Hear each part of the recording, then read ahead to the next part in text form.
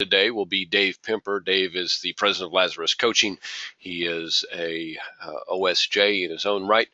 He is a top producer in his own right and does a great job, I think, of communicating a lot of the things that affect producers in the field a lot, and of course the DOL and what's happening there is a big part of that. So we've got a great webinar on tap. We've got a lot of folks that have joined us. We'll shoot up a couple polls here now and again. So if you answer those for me rather quickly when you get them, that would be great. If if you have any questions, if you type them in, and let's get them asked and answered and get everybody informed as best we can. And as we move along through the webinar here today, if something would come up and we are looking for some information back from you, we'll shoot out a chat message or something as well. So those are the main things I want to make sure that as we get started, you're aware of polls, questions, and other messages that we might shoot to you. Watch for those during the course of the deal. We'll probably go about 45, 50 minutes here today. I'm going to zip through some stuff that we always like to talk about, some of the services and things that IAMS can provide, and gauge your level of interest in those. So let's go ahead and get started here this morning. So let's begin, and we'll talk about our new producer bonus. Nice little feature of joining IAMS. I see that we've got a lot of folks on here with us today that have already taken advantage of and been with us for a long time. There's a couple of you that are new to us, so take a quick look at the new producer bonus. You can get anything from an iPad to get started with one-on-one coaching in the seminar business based on your first pieces of business that you do with IAMS during your first 6 months with us. So hopefully if you haven't taken advantage of those already, you will. I want to make sure that you're all aware of our Top Producers Escape in 2018. We're going to be down at the Boulders, which is voted among I think it was voted the best resort in Arizona by Leisure and Travel at one point last year. So I've been there a few times myself. Great location, great golf, great setup, great geography, as you can kind of see from the picture there. And of course, it'll be nice for us, particularly here in the Midwest and the East Coast and places where it's not warm all winter, to escape in February to Scottsdale. So we'd love to have you join us there. You can see some of the qualification details down there below. $2 million of annuity, 1.5 million of single premium life. Keep in mind that any business that you do with us is going to qualify you towards our Top Producers Escape, and qualification is still really kind of in midstream here. It goes through the end of 2017, so still plenty of time for you, those of you that have just joined us, to get on board. I want to make sure you're all aware of our creative services, and you can see a lot of the things that we can do on the screen in front of you there, but the main thing that I want to communicate to you is that if you need help with that part of your business, the marketing part, or kind of establishing that foundation really of marketing, which is making sure you've got the right presence, the look that you want, whether it's on your letterhead, cards, getting things out like your website, and maybe putting an email newsletter together, a hard copy newsletter, and then moving on from there to the things that maybe can help you grow your business more, some Facebook advertising, working on LinkedIn, establishing your presence among the folks that you want to work with in your area, can all be done relatively inexpensively using a lot of the digital platforms and print platforms out there. If you're working with a firm that, let's remember, that's not what we're in business to do here at IAMS. What we're in business to do here at IAMS is to help you do more business. That is, using those services is really the means to that end. So that's not where we need to make money. Where we need to make money is working with you to grow your business. And so we really are concentrating our services there on, let's get this stuff done in the best form and the best fashion possible to help that agent grow his business, and let's do it as cheaply as we can. So we do a lot of it at no cost for our producers. We do a lot of it at very little cost. Obviously, there's some hard costs involved in growing that business, so you can use your marketing reimbursement funds to help do that as well. Why not work with someone on your marketing that knows your business and wants you to be successful in a dollars and cents, not just some firm that says, boy, we really want you to be successful, Bob. But what we're really trying to do here is say, hey, what your success is our success. So let's work with the firm that can help you grow your business as efficiently as possible. That's what that marketing and creative services team is really all about there. So we want to get you to where you want to be and do it as efficiently and as inexpensively as we possibly can. So take advantage of that. Life and Annuity Academy. I know many of you have heard about it. I'm going to put a poll up here as you're looking at some of the things there before you on the screen, before the poll makes that unseeable to you. Look through that real quick. And I'm going to talk about it here a little bit more while I have the poll up to give you the chance to hit yes or no on it. So our Life and Annuity Academy is really kind of centerpiece by 4 top producers that come in and talk about how they grow their business via seminars, how they grow their business via advertising, marketing, sales, how they grow their business via a very particular niche of product offerings and things like that. So that the top producers are kind of the centerpiece of it. We talk a little bit about product, but product specifics, but that's not our main deal there. We're talking about sales and marketing, growing your business, what's happening in your industry, what you need to be aware of, going on in your business that can affect your business a great deal right now. So we'll go through that. We go through some advanced sales topics and ideas. We talk about some of the softwares that we make available to you. We'll talk about our new IAMS Wealth Management, and how many of our guys are utilizing that. So that's really what the Life and the Annuity Academy is about. It's about growing your business, and primarily, as you all probably know, 80%, 70% of what we do here is kind of annuity focused. And so we spend a lot of time with, seminars and things that are kind of focused around that. So let me launch this poll here really quick. I didn't mean not to. Okay, so you can vote yes or no. And so if you vote yes on this poll, what will happen is you'll get a sample agenda, which is basically the agenda from our last meeting.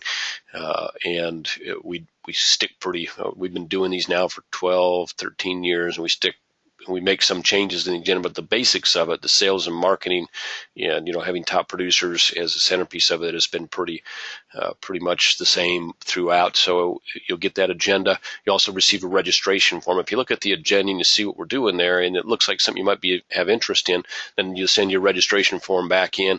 And what that means is then we'll put you in the queue. And as we've got 3 more coming up. One is pretty well filled. That's in May. We've got one coming up in late August, early September, and then we have one coming up in October as well. So we'll give you a call and say, hey, is this something that is interest to you? It's very popular because of the content, but it's also popular because we take care of the expenses associated with it. So we're going to take care of your flight. We're going to take care of your hotel. We're going to take care of your meals while you're there. And the way that it works is, generally speaking, we're going to bring you in on a Wednesday. That Wednesday evening, we'll have dinner, cocktails. We'll talk about some things already. Next day, we'll go all day again, followed by some time to chat in a more social atmosphere over dinner and cocktails. And we'll just go Friday morning all the way through lunch. We'll have lunch and then get you back to the airport and get you back to, if you're driving, we'll get you back to that. So I see we have a question. Do we pay for drivers? Yes, we do. We just pay the standard mileage rate for drivers. So we will take care of that as well. So if that is of interest to you, if you look in that and saying, I haven't been to their Life and Annuity Academy. I know many of you probably have. It's, most of the folks that do business with us at some point or another have been into an academy over the last 13 or 14 years that we've been doing them. All I'm going to ask is that if you have been to one in the last couple of years, go ahead and check no, give me a call, and we can talk about maybe you joining us at one of the upcoming academies this year. Obviously, we want to give folks that have never been in a viable chance of being in, but I know that many of you that have been in want to come in for a refresher, especially if it's been a while, so we'll work with you on that as well. So we'd love to have you join us. If you haven't, even if you have, give me a call and let me know if you want to come back in. If you want to get a kind of back up to speed, a little refresher on what we're doing, I'd be glad to do that as well. All but about 2 of you have voted. Wow, that's good. You guys listened up when we were talking at the beginning. So I know that it may be that those folks that haven't voted may just be listening in and not able to vote. If that's the case, if you would give me a call here at the office, see my number there, 800-255-5055. If you want to see that registration agenda, just give me a call and I'll get it right out to you.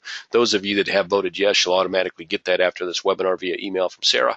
And then let me know via sending the registration back in whether you still have interest in joining us at one of our academies. As I mentioned, we'd love to have you in. So with that said, I'm going to close that poll out. Again, thank you for being so good about voting for me so quickly. Appreciate that very much. And I want to talk just for a moment about IAMS Wealth Management. Again, I'm going to put up a poll. So IAMS Wealth Management was introduced in January, and it's the RIA for IAMS. And we didn't introduce it or begin the process of deciding to have an RIA based on the DOL. It's a happy coincidence, I think, that a lot of the needs that we may have if we need to act as a financial institution are going to be satisfied by our RIA. But what we do know is in working with our producers that are Series 65 licensed, that they do seem to overall have a larger retinue of business that they do. They have larger production levels. So we thought it was a great idea, and we just felt like it was kind of the next evolution of IAMS to be able to work with more than just the insurance product. So we put that in place. Happy with the results. We, as expected, a lot of folks that do business with us on the insurance side were very anxious to do business with us on the wealth management side. We love that.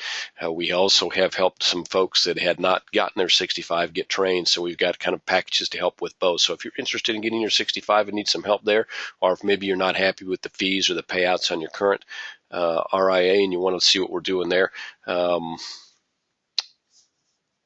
hit yes on that poll, and we'll have a little packet of information sent out to you and get you started down the path. We're going to talk about the DOL here, as you know, today, and what their requirements are going to be. And so certainly for many of the folks that were looking to prepare for that, getting a Series 65 license and being able to do other than insurance is kind of a natural thing to a natural angle to pursue at this point. And so, our fast start with IAMS Wealth Management is probably based as much on what's going on in the industry as anything else. But obviously, we're happy to see that growth, and we'd love to work with you if that's something that you're considering, or something maybe that, a lot of the folks that we've taken on with the RIA are folks that had worked with an RIA but didn't feel like that RIA matched up real well with the type of producer that they were. IAMS Wealth Management is a firm that is, we have a very long pedigree and history of working with insurance producers. So we understand that model, and we understand the process of helping convert or add the wealth management part of your a business onto your business. So if you're primarily been in the insurance business for years, not maybe happy with what your RIA is doing for you, or not helping you through the process of converting a little bit, by all means, give us a call. I know we can help with that. We're very good at that part of the business. So we'd love to help you. If you don't have interest, that's fine too. There's as we'll hear, we don't know what's going to happen with the DOL. It may not be required. In fact, we know even right now it's not required. It's just, it would seem like a one viable solution that a person might want to pursue, but by far it is not required. So if you have some interest, great. If you don't, that's okay too. We'd love to help you. We've got a great fee structure. We've got great payouts. We hear that from almost everyone. So, and we've got some great technology that we've employed. So, like I said, we'd love to help you. And again, you guys are great voters, so I'm going to go ahead and close that poll out. There's just a couple of you that didn't vote. I appreciate you letting me know. There's an 800 number on that, which would take you right to the IAMS Wealth Management team in our office here. It's 888-255-7670, but you can just dial 800-255-5055, and we can get you right over there as well. See if I can make my slide move along here. Okay. A couple programs, as you all know, that we have been really popular with. One is marketing reimbursement. The simple deal is that when you do business with IAMS, we put money into your marketing reimbursement account that you can use to grow your business any way you want. We have had guys use it to get their Series 65 training. That's okay too. If you want to use it to do a mailing, if you want to use it to do a seminar, if you want to use it to buy materials, if you want to use it to buy software, whatever you're doing to grow your business and help you be successful is reimbursable via marketing reimbursement. We'd love to help you with that. Biggest part of our growth over the years has been via referrals, and that's what the RPM program is really all about. You refer someone to us, we get them appointed, they do business, and we pay you a bonus based on that. And I call it a bonus. It's not a commission override. It's just it's based on the business that they do. Does not come out of their pocket. It comes out of our advertising budget, and it's designed to reward you for what is the most important and difficult part of our job, which is helping people understand and get to know IAMS and understand the value that we can bring to their business. And so anyone that is willing to take the time to help us with that, we want to reward, and that's what the RPM program is all about. Those are the biggest checks that we send out right now. We send them out on a quarterly basis and send out thousands of dollars to producers all across the country in appreciation of their referrals. Some of our favorite checks to send out, by the way. So now let's get into the meat of the matter with navigating the broker-dealer FMO environment with Dave Pimper. So as Dave's going to say, there's a lot about the DOL rule that's up in the air, so we'll talk a little bit about that. We will talk a little bit about how we might be able to assist you. And I see, Dave, you're ready to join us here, so thank you. I am. Good. And so, why don't you go through a little bit your background, talk a little bit about what we're going to cover here today, and then let's get right into the heat of the battle. You bet. Thank you very much, Steve. And yeah, my name is Dave Pimper, and I've been in the business, started in 1981, so 30 plus years, and I currently I'm a producer, and I'm actually a coach for IAMS, which is Steve is co-owner, field marketing organization out of Omaha, Nebraska, and I'm in Fremont, so that's my hometown where I went to high school at, and came back to my hometown and have a practice here. So I'm a producer, just like most everyone on the phone webinar today. Started with insurance for 3 years, went to a broker-dealer in '84, still continue to do some fixed annuity business, and right now my practice is about 75% securities and managed money, and about 25% insurance, mainly around the fixed indexed annuity product. So was on a board for 7 years with a large 3,000 person broker dealer out in New York. 7 years on their advisory board with 7 producers on the field with of course the management. Had my own RIA for 10 years. Now I third party, mainly because of just what's available and of course the cost of compliance. I was on a RIA, a fairly large RIA out of California, on their board of directors for 1 year. So I've done a lot of different things and really go on production trips, both on the broker-dealer side and on the FMO side. So I got kind of a rounded background. And, when I start talking about the Department of Labor, the fiduciary rule, just navigating broker-dealers, FMOs, the exemptions, the delays, the amendments, there's such a moving target right now. So when I walk through this, I'm really doing this as a producer. So some of this, of course, information is specifically very factual. But some of this information I'm going to give you is my opinion, and I'm going to say that right off the bat. So do I have a crystal ball and know what's going to happen with DOL? Of course I don't. Nobody does. It's across the board. But I am going to give you my opinion of what I'm what's happening now, and what we can expect, and I'm doing that from a producer standpoint. So I'm not a lawyer. I'm not a due diligence or fiduciary expert. I'm a producer like you are, been in the business for a long time, but I do a lot of reading and a lot of talking with different people within the corporate structure. I have my own OSJ, which really I used to have an OSJ, and I was a Lone Ranger for many years, 15, 18 years, and now back at the beginning of the year again. I'm an OSJ, and a lot of the people that work with my OSJ have an insurance tie, or a fixed index annuity, or fixed index tie, where brokers are running them through the grid or taking a haircut, which they once did, or just and what's happening is none of us on this phone call probably are captive. I would guess almost everybody on this webinar is independent, but with a broker dealer now, if you're Series 6, 7, or 65, 66 license, what happens is that you're starting to feel a little more of a captiveness to it, and we certainly don't want that. And the broker dealer who I work through is Calton and Associates Inc., and they're quite flexible of what's happening right now. They have to abide by the rules, but they are quite flexible on the way that they do their business. So we'll talk a little bit more of that in a second. So we'll have a couple polls through this. If you've got interest, if you mark yes, Craig or Amy from our office, one of my 2 administrators, will call you, and we can certainly talk about that specific subject that's important to you. So again, if you have any questions, type them on in there, and we're ready to go. I kind of love this slide. This guy's just like his eyes are popping out. I'm starting to think it's not my eyes that are the problem. Yeah, this DOL rule has been pretty much all over the board, and one of the reasons it has been all over the board is because of Mr. Donald Trump. If Hillary Clinton was president right now, there would be a fight, but it would easily have gotten pushed through. And I'll tell you right now, most of the people in our industry, in the financial service industry, both securities and insurance industries, are against the rule. But I will say this: the spirit of the rule of a fiduciary, a doctor's a fiduciary, a CPA is a fiduciary. We've always been fiduciary on fee-based business for years and years and years.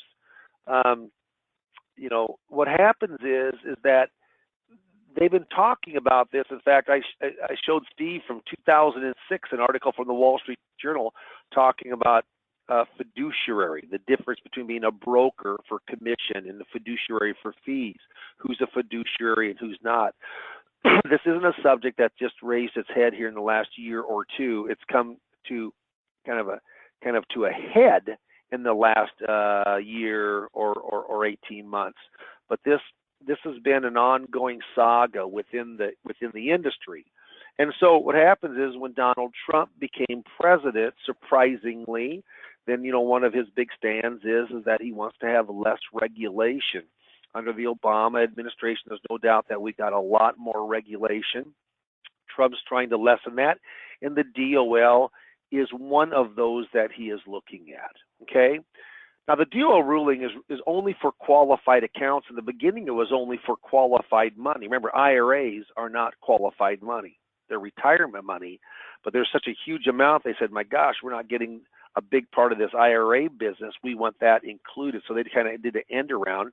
In the Department of Labor, the fiduciary rule, as we know, we have a lot more suitability now, especially in the fixed index business, but the suitability is not as high as the fiduciary rule. And we're talking about this on just qualified money, meaning retirement money in IRAs. Okay, non-qualified that is not part of this rule, at least as of now. Now, there are previous exemptions, PTEs. 8424 is one of the most well-known, and that basically says that if you've got life insurance, fixed annuities, disability, med sups, etc., all of those are followed under the 8424 exemption. That's an exemption from the best interest contract.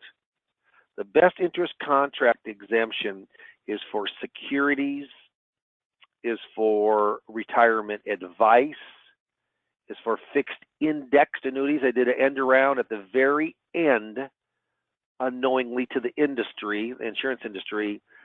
They had already had a basic handshake that was going to be under 8424 exemption, where it's always has been. But basically, fixed indexed annuities are now being regulated under, if DOL as its current structure, or it does go through under the best interest contract exemption as if it's a security, even though it's not. And this is kind of an end around again by the regulators of what happened with 151A about 7 years ago, when they tried to have the fixed index say that it was a security. This is my opinion, but I do believe that either through the best interest contract exemption or through regulation, you will eventually find the fixed indexed annuity becoming a security. I think, or it's going to be treated like a security because of the best interest contract exemption.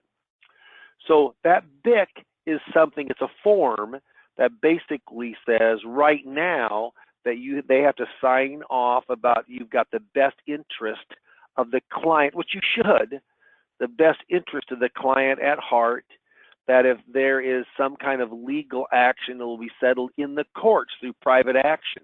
One of the of the horrific things of this entire bill ruling is that you're going to see decisions made by lawsuits, by class action lawsuits. You've got lawyers right now licking their chops because they know, like, one of the things is that the commissions you can still show commissions in a retirement account, but it has to be reasonable. Well, how subjective can you get? Yeah, reasonable. So what happens if you say, hey, how's your day going? Well, it's going good. Good for one person is completely different than good for another person. So there's a lot of gray area here and that's one of the horrific things I think about the suit is that there's so much play. Well, what is reasonable as far as commissions? But what happens here is fees, advisory business, with your 65 license or your 66 license, that has already under a fiduciary standard. Okay, so what you're seeing, and we're going to talk about, there's a lot of companies that you're going to see more fee-based business and pushing more to fee-based business, especially in the independent channel. You're going to see more product, I think, than you will from the captive channel. But there is going to certainly be changes, and you'll see a push more to a fee-based standpoint. And if you got any questions, certainly come on in and type them up, and we'll answer those for you. So I have here, so what does this mean to the independent insurance producer? So not just the 7 or just the 6 or 65, but the insurance producer. Well, it was April the 10th of this year, and that got pushed back a couple months, April, May to June the 9th, so 2 months later, 60 days. The effective date on this rule, they're looking at it right now, taking a comment period. They're going in and seeing where they sit on this.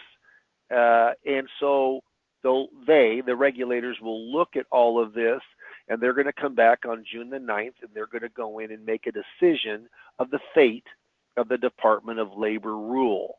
Now we heard in the beginning how there's going to be just oodles and oodles of older brokers, commissioned brokers, who are going to go out of business. They heard up to even 25 and 30%.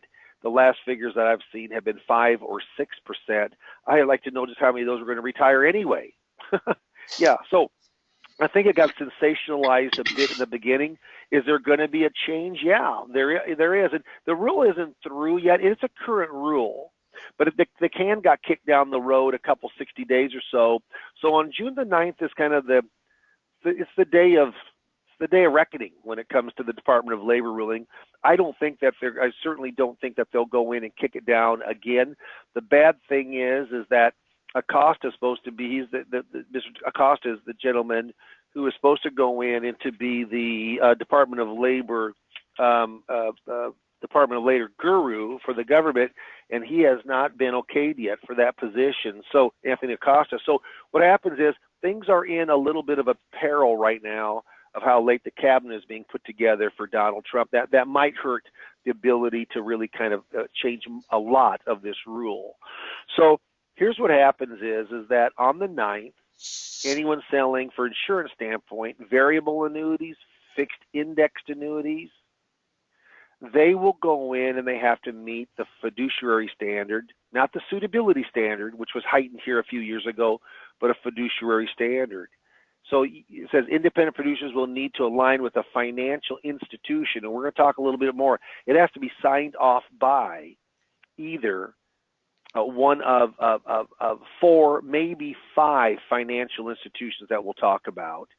And once the rule is fully enacted, that really hasn't changed. That's on 1/1 of 2018. That could get changed with this new update.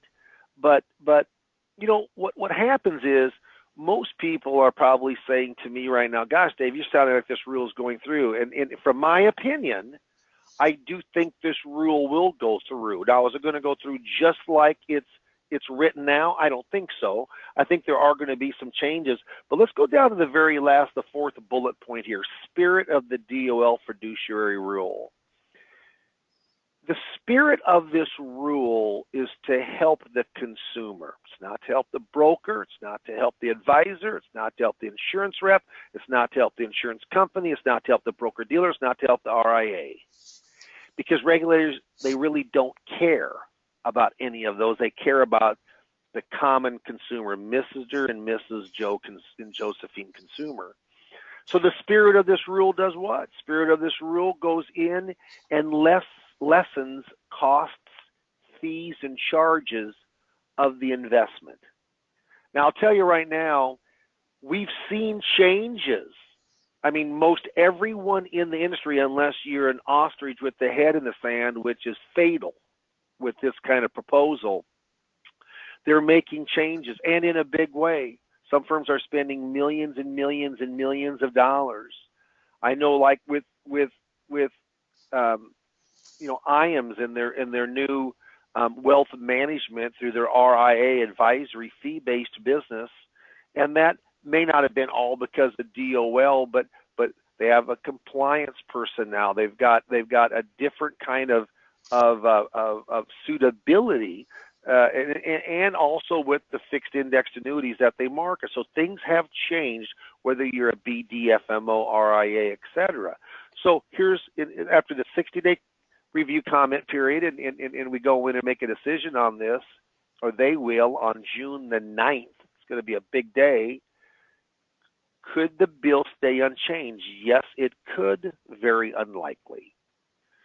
Could they just kill the entire bill and start over from scratch again? Yes, they could. It's quite unlikely. Could they amend the bill?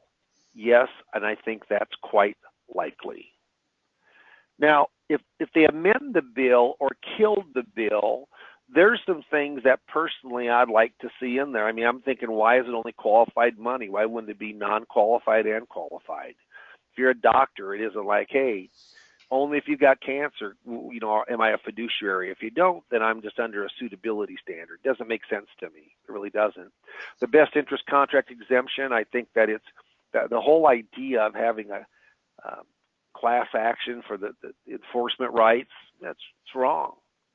Should go through arbitration, should go through mediation. I mean, any times, I tell you what, my dad-in-law was a lawyer, my brother-in-law is a lawyer. I love them both, but I tell you what, you don't want to have the rules made by lawyers.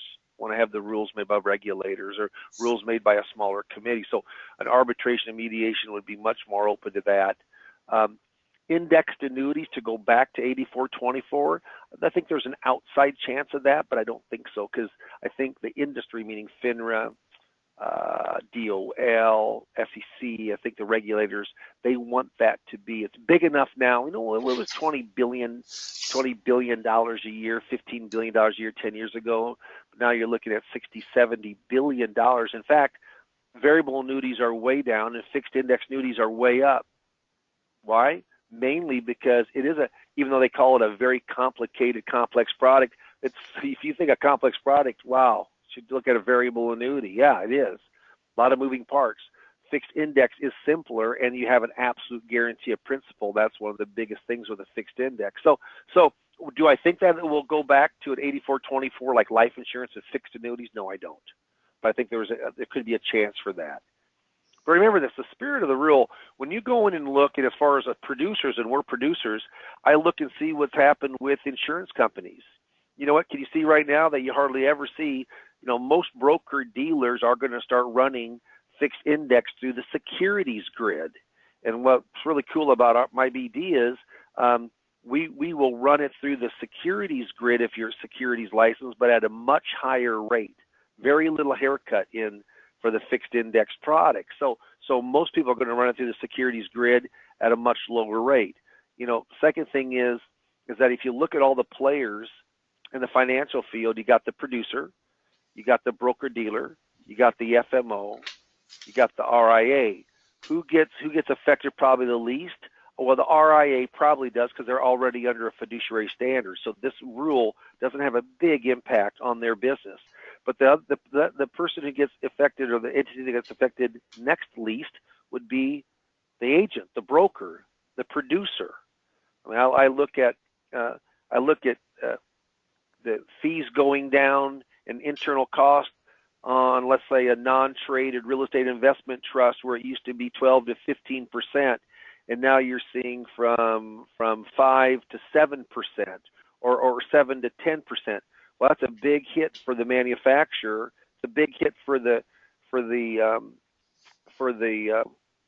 kind of override that the broker dealer gets from value sharing, but we got cut down maybe 0.5% or 1%. So actually the agent has come out pretty good on this whole thing as far as commissions are concerned, okay? But the broker dealer and the FMO, field marketing organization, they have taken more of a hit. So are you going to see some things for that? We're going to have to, there's less commission paid out by maybe 0.5% to 1%. So there's going to have to be more production, isn't that, to make it on up, and certainly for the FMOs and certainly for the broker dealers. So there is a lot of changes that are going on right now. And if there's any questions at all, certainly go in and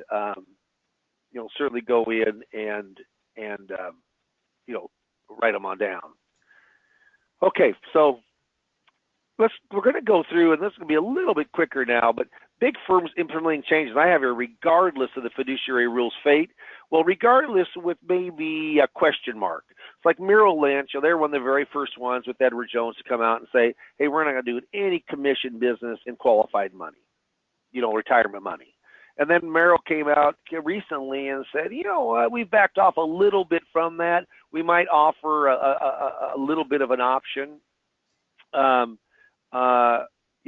commission. So Wells Fargo,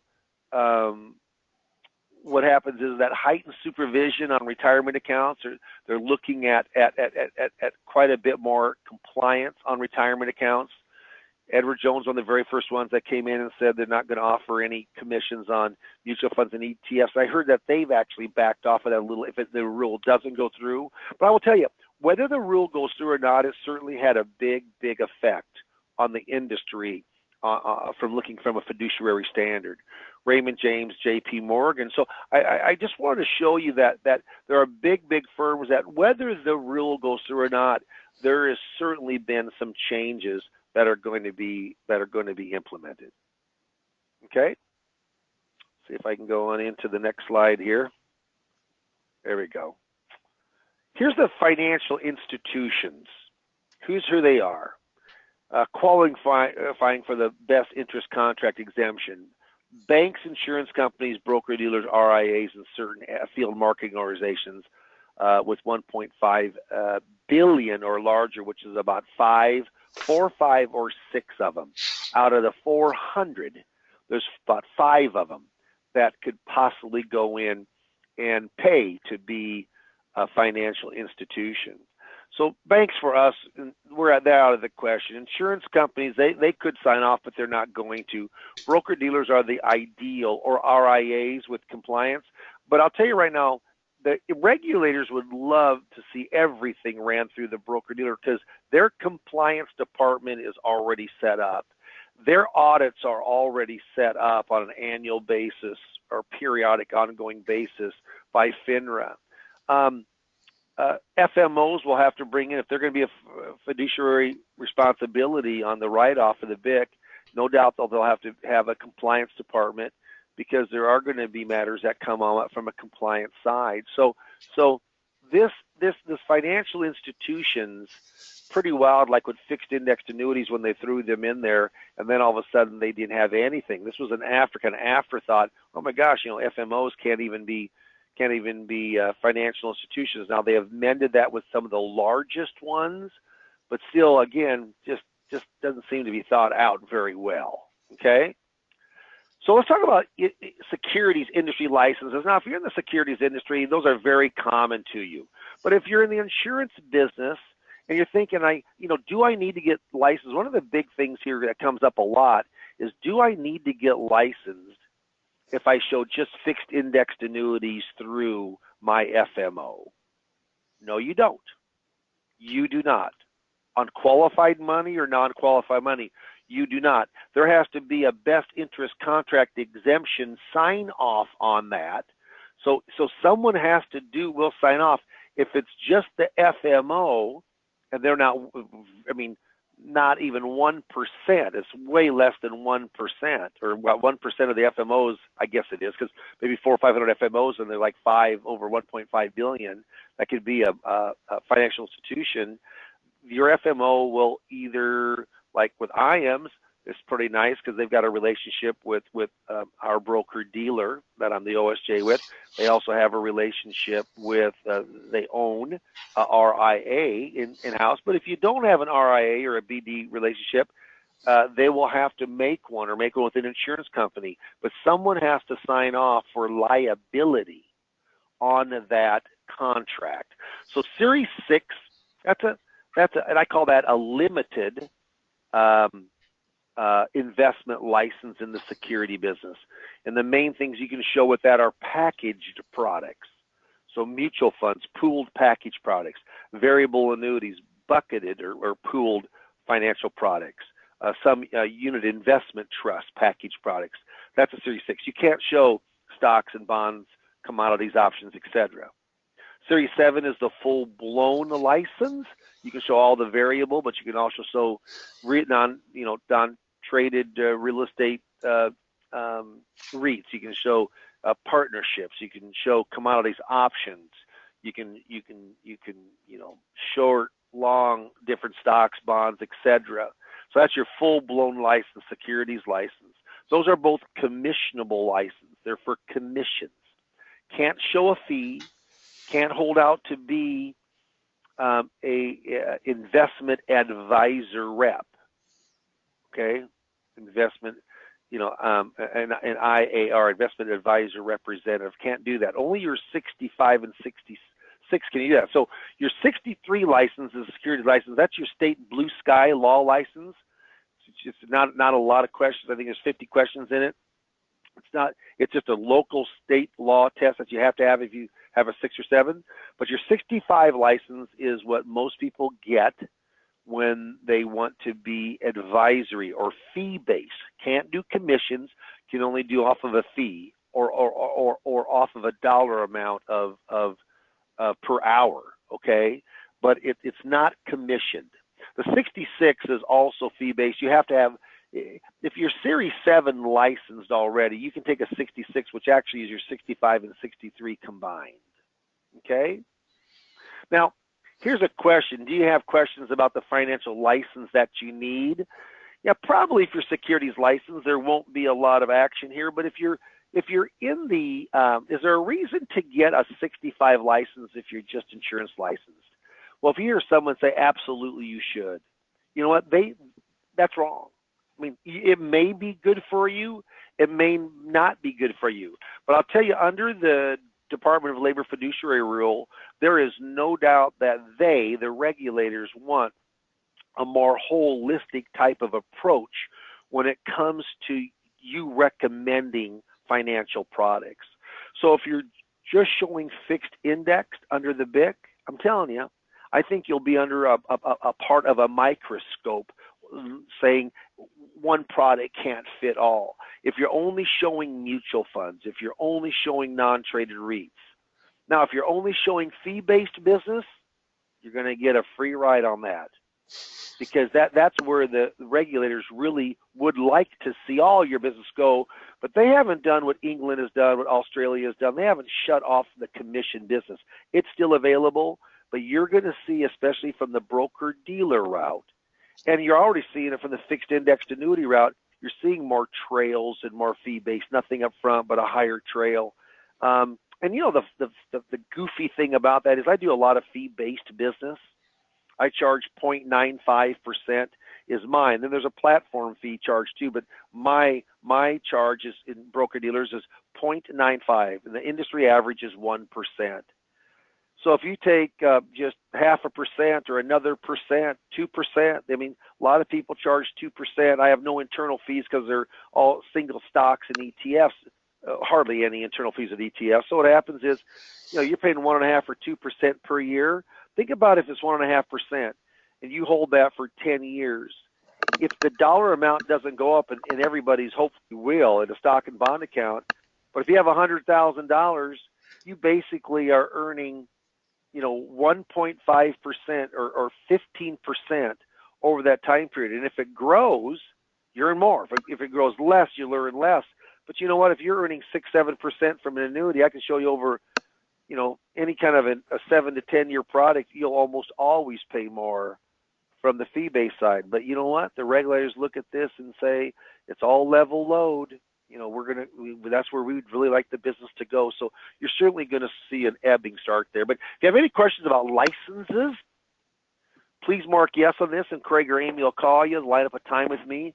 We can talk for 20, 25 minutes about anything that you've got about securities license, insurance license, what license you should get. But you can't just look at right now. You need to be looking forward a year, couple years, 3 years. You want to get in front of the wave and not behind the wave. Okay. Dave, I'd like to interject just a couple of things here. So one of the reasons for years and years when guys would say to me, hey, should I get my Series 65 license? Guys that I work with on the insurance side, I'd say, well, there's good things and bad things about that. The good thing is, of course, you can offer a different realm of products, probably makes you more global, more holistic for your client. So that's a good thing. The bad thing is that it also makes you a fiduciary. And so you're a fiduciary now, and that has more liability. More liability. Certainly it's taken on more meaning now than it had 4 or 5 years ago when we were having these conversations quite often. Well, I think going forward, one thing to keep in mind is that almost certainly what's going to come of the DOL rule is that if you're selling indexed annuities, maybe even fixed annuities where it's all said and done, you are going to be a fiduciary. You're going to have that liability. So now the question is, do I want to have the liability and not have the ability to offer a more holistic approach? I don't think so. I think that's one thing that you want to be careful of. You don't want to, why would you expand your liability while not expanding the products that you offer? Because there's no doubt about it. What Dave said is true, is that if you offer one product, that is going to put a little bit of a target on you in terms of, hey, how can one product be the right fit for everybody? And the fact of the matter is that as companies go through their best interest regimen and say, okay, is this in the best interest of the client? The ability to offer just one product, doesn't matter what it is, whether it's a mutual fund, a stock, like David said, a REIT, an indexed annuity, a fixed annuity,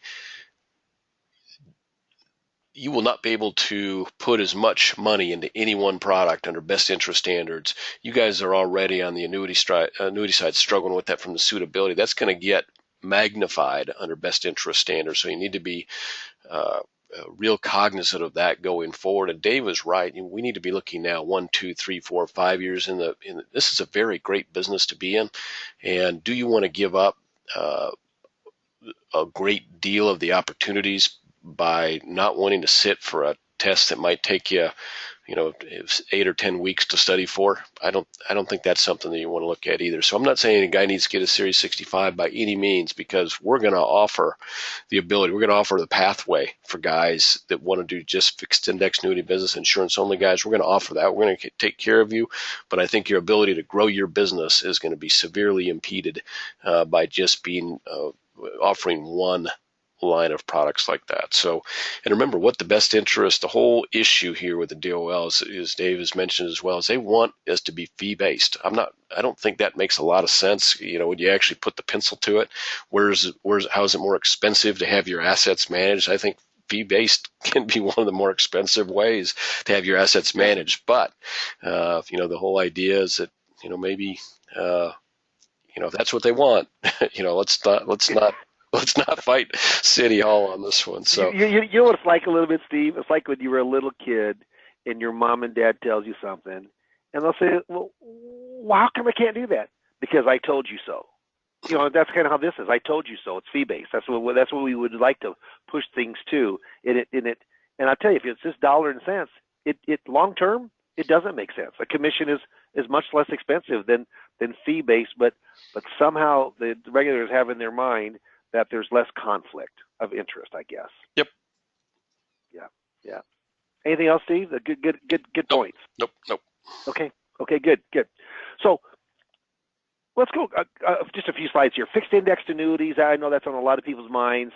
It's going to need certainly have a best interest contract exemption. The form will have to be signed off by one of those 5 financial institutions. And you have a firm like a lot of FMOs will, 99% of the FMOs cannot be a financial institution on their own because they're not large enough, 1.5 billion of sales, and it's very costly to be a financial institution. Most FMOs do not have by far the majority of FMOs do not have an RIA. Few do.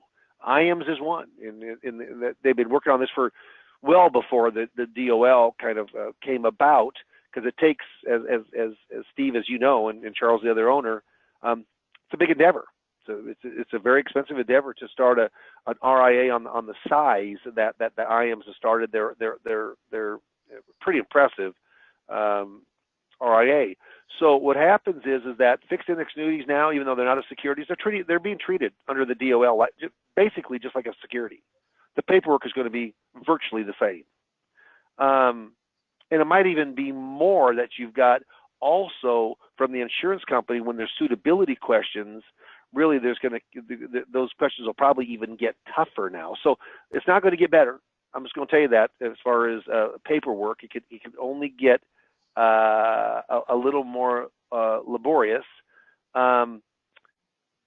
Distribution for the fixed index, regulators would like it to go through the broker-dealer because of compliance.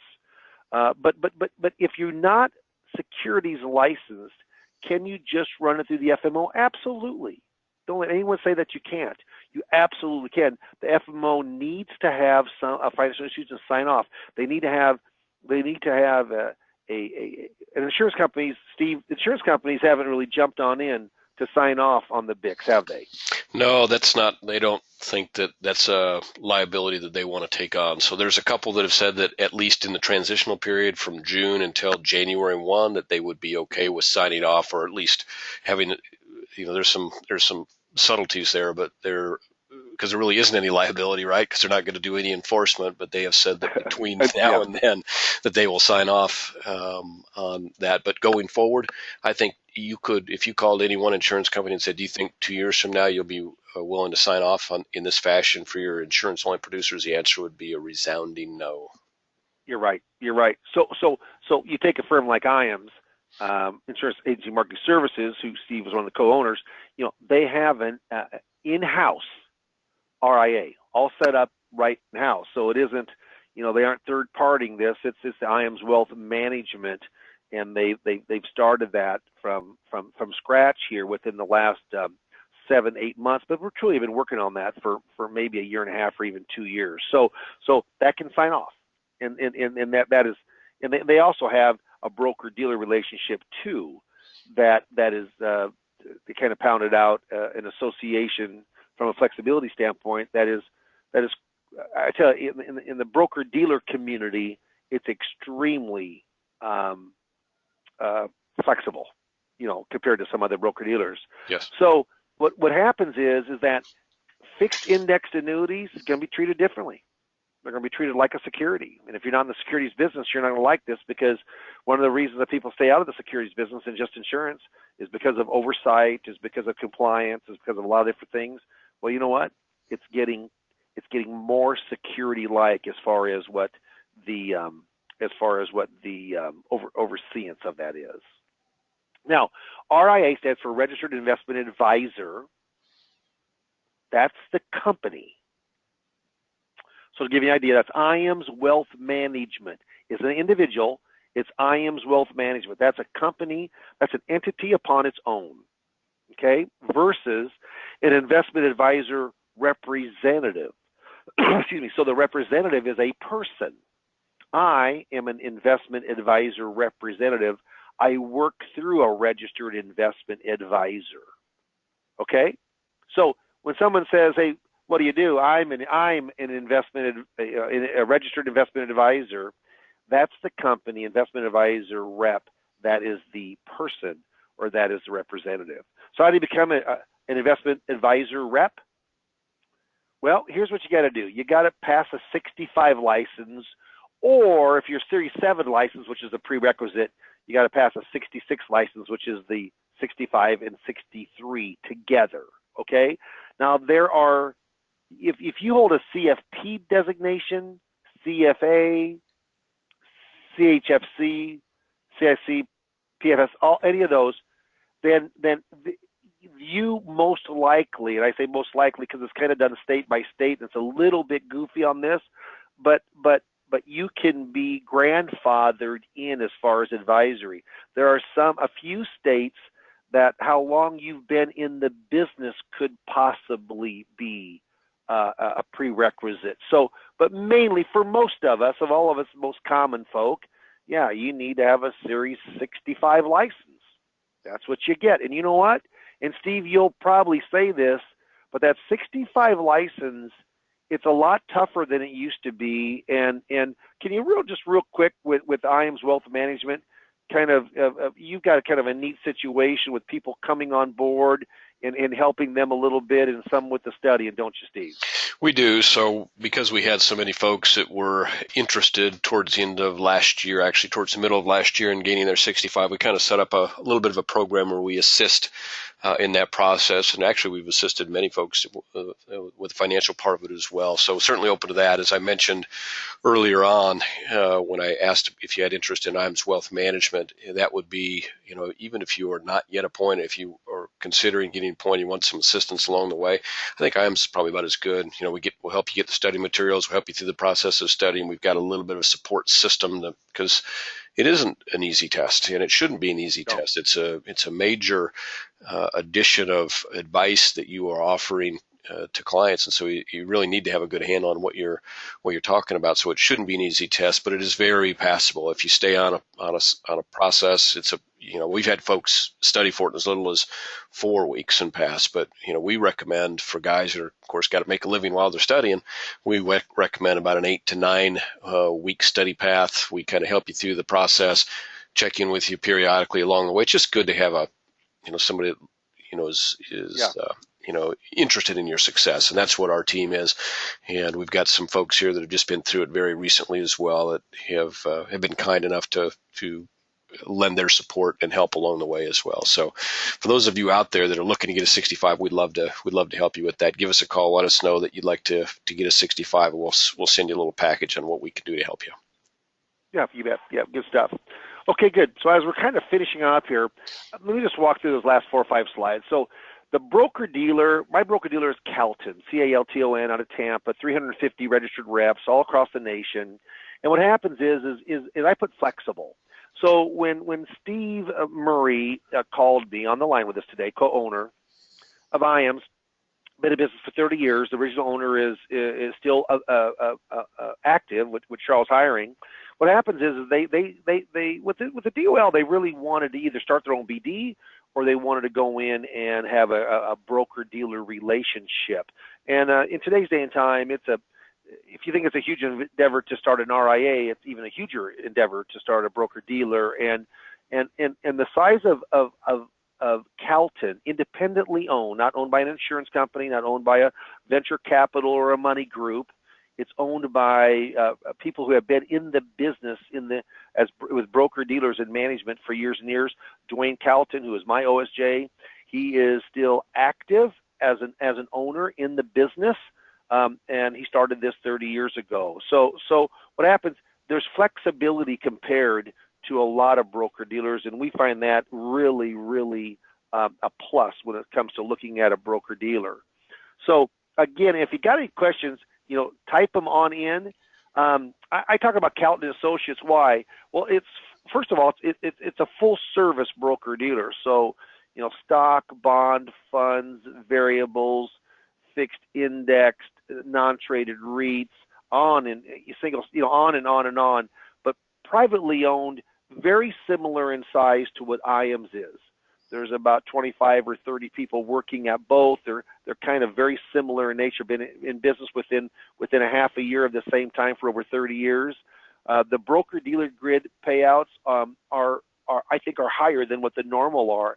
And so what happens is that broker dealer FMO, i.e. IAMS, it's a very, very good alliance. Okay, the monthly costs are basically the E&O.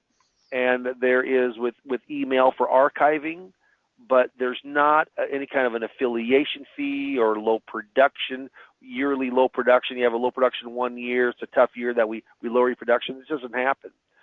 Clearing services, we got 2 clearing firms, Hilltop out of Dallas, and we also have NFS, which is both are very large clearing firms, but friendly and flexible. I mean, they're down in Tampa, and they're very easy.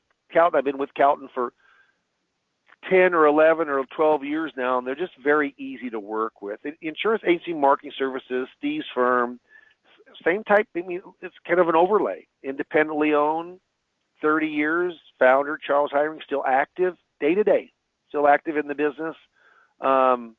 Huge product inventory. They're a large FMO with a fairly small feel. They're probably out of 350 or 400 or 450 FMOs are probably in the top 35, 40 of the largest. So they're not the hugest, but it isn't always bigger, better in this kind of business. Very family atmosphere. And lastly, they really focus on the producer. I mean, I like that. I mean, they have great marketing ideas, and they got myself as a coach and other coaches that come in to the annuity academies, and they're always trying to find ways to increase the production, from a good, honest standpoint. How can we go in and be in this industry, be professional, and be such a help to our client, but get in front of a lot of people. And friendly and flexible, just like what happens with Calton. Myself, yeah, I'm an OSJ. I've got 7 people on board now, and my goal was to have 10 or 12 by the end of the year. It'll probably be a little bit higher than that. A lot of my people do have an insurance relation with fixed indexed, and they need that flexibility within the broker-dealer. But I've been in business since 1981. I understand the BD marketplace, FMO marketplace, the RIA marketplace, and I add value. I'm a big seminar guy, over 400 seminars. So I've given lots of seminars. I did one last Tuesday, a couple days ago. This happens to be a Social Security seminar. I'm doing at a library on Monday. Well, about 40 people between the two of those. So, I do a lot of coaching. All the coaching I normally charge for, I don't within my OSJ group. And so we've got Amy was a broker for 5 years, and she heads up. She's one of my 2 administrators. She's full-time, and she's heading up all of the OSJ group. So the onboarding, we have one person, not a group, but a one-person accountant. We have Amy who handles the onboarding here, all of your licenses. I mean, between us, we do a very good job of hand-holding that person all the way through it. I kind of act like a board of director for you. So like that one person board of director. So what happens is if you'd like to have more information about a potential broker-dealer change, or maybe your broker-dealer is forcing you with making you feel more like a captive agent than a independent agent. They might be doing this by lessening your production, or they might be doing this from forcing you into a straight level load, or it might be where they're forcing you to run your fixed index through the securities grid. I mean, at the securities rate. Yeah, Mark, yes. I'd love to talk with you. This is a pretty low key. I'll give information and give you ideas, but I think you'll come away from that 25, 30 minutes, even if it doesn't progress forward. I think that you'll come away with some insight about broker dealers or FMOs or your fixed index business. That could really could help you down the road. So we'll just keep this up for a little bit, and I want to go through a couple more things. One is technology. When DOL, I've always had Redtail, which is a CRM, but if you don't have a CRM of some type right now, I think it's a mistake. I mean, I think it can help you from a liability standpoint. I also purchased Money Guide Pro and Riskalyze. Haven't used Money Guide Pro as much. They also have account aggregation, but I use Riskalyze a lot. That's a risk assessment tool, and Money Guide Pro is a financial planning tool. Those 3 are probably the most well-known in the securities business, not so much the insurance business, but the security business. So if you need help with that, we certainly have expertise on all of those. And I did a lot of background and a lot of checking, but I wanted to have where I wanted to make sure that I had either digital or hard copy, not just my own kind of questionnaires, where if there was a lawsuit or some kind of class action, that I could certainly support myself. We certainly have information there. And Steve, if you want to go ahead and go to the next slide, and then we'll kind of take the very last open slide at the end, and I'm almost done here. So if you've got questions about RIA flexibility, fiduciary versus suitability, commissions versus fees. So your 66 or 7, your 6 or 7 license commissions versus your 65 or 66 license, which is advisory fee based. Yeah, you could certainly give me a call. I mean, I've done all of those and been on different boards of all of those types of companies, and certainly have some insight as a producer that maybe the average home office person may not have. And then lastly, I'll go through just kind of a few questions talking about could it be worthwhile to make a change if you're unhappy with your broker dealer. So if they're forcing you to put your fixed index to the securities grid, yeah, you might want to talk. If higher monthly fees, less competitive products, or less products because they're paring down products, yeah, we should talk. Cutting your production. Is your current OSJ office of supervisor jurisdiction, are they bringing you value through seminars and marketing and kind of presentation or sales process value coaching? Yeah, I do. Concerns about the DOL going forward, or you just want a second opinion, you just want to talk to somebody. I mean, we're independent. It gets kind of lonely out there sometimes being a lone ranger. So, certainly, just if you mark yes, we will certainly give you a call. And I'll end on this. It says, procrastination is my sin. It brings me constant sorrow. I really shouldn't practice it. Perhaps I'll stop. You know what? Never comes, does it? People who take action, people who don't procrastinate, those are the most successful folks. So I'd love for you to take action. Mark, yes. Do we have a last slide to mark or not, Steve? I don't know if we have one more or not. But I'd love to talk with you. My name is Dave Pimper with Lazarus Coaching. And if it's anything to do with broker dealers, FMOs, licenses, and here it talks about the DOL, just kind of more insight. I can't go over everything today, but I can go over the high points. We've kind of allotted our time here of the hour's time. We're right at the top. Actually, we're just a little past the top of the hour. But I'll leave this up, and then I'll talk. Steve can kind of finish off on the webinar, and I appreciate everybody being with us today. If Steve is there. Thanks, Dave. I appreciate you running through that. I know it's a complicated subject and there's a lot going on and nobody really knows how this is all going to play out. I think if we take something away from the webinars, I do believe that we need to prepare ourselves for some notable change in our business. I don't know what that's going to be for sure. I don't think, as Dave mentioned, anybody really does know the exactness of it, but I think we need to be prepared for it. And I think it's worth preparing for. There's a lot of opportunity in front of us here over the next 7 to 10 years and working with that baby boomer group and helping them kind of navigate between accumulation and preservation of capital, and then finally to the income, the payout phase of their financial life cycle. And if we don't think that that's valuable enough to take some time and put some preparation in place, I don't know what is. It's a great opportunity. So hopefully, if we don't take anything else away, we take away some information, we take away some certainty. I think that change is in the wind, and I don't think it's change necessarily that we need to fear. I think we embrace it and look at how we prepare our businesses for it, because Dave mentioned that there is going to be some impact. There are going to be some folks that won't make the change, and what that means is that for folks that do make the change or do make some changes in the business and change their outlook a little bit, the opportunity is only going to be that much greater. And that's our stance here at IAMS. Hopefully that's your stance where you are as well. I know that Dave has always said, there's two places to be. You can be the one that's kind of riding the wave, or you can be the one that the wave crashes down on. And let's all make a choice here to be part of the folks that are riding the wave, because there's a great opportunity and a lot of reward, not just financial reward, but personal reward in helping some folks through, because there are going to be a lot of folks that are not going to get help if we don't help them. And so there's all kinds of ways that we earn reward in our careers, and financial is one, but I think you will see too that in the end, I think there's going to be a lot of personal rewards from being able to apply, your skills, experience, understanding of the products out there, and help people to, enjoy the